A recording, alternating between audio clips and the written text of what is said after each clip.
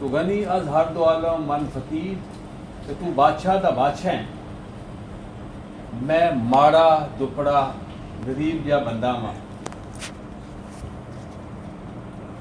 रोज़ masher उजर हाय मन पजीर, masher वाले दिन मेरी एक छोटी जी गुजारिश है, मेरी एक छोटी जी दरख्वास्त है, अपनी बारगाह चुन कबूल कर और हिसाब ना लें। घर तुम्ही बीवी हिसाबम ना गजीर,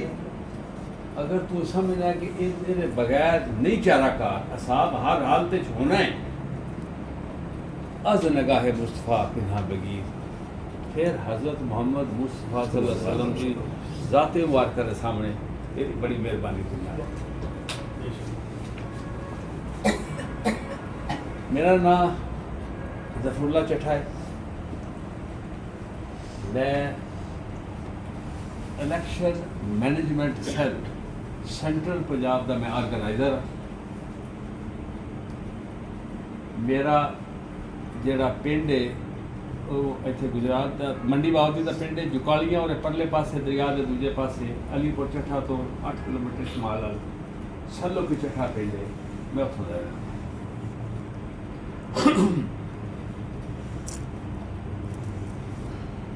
अज जिस मकसद वास्ते से इकट्ठे हुए हैं, उस मकसद के ऊन तो पहले मैं ज़ाती तौर पर मैं और मेरी टीम और ये तमाम खवातीन जड़ियाँ थे मौजूद ने, साढ़े वास्ते मेरी ज़ात वास्ते एक गल बासे फ़ख्र है कि मैं इस वक्त गुजरात की पीपी 33 इन्हां दे बेहतरीन लोगों नाल मुखातब है, the best among the best. वो क्यों कि तुसी सारे लोग इस वक्त कोई ना कोई काम अपना छड़ के आए हो इत्थे, हर बंदा रिझिया आवे,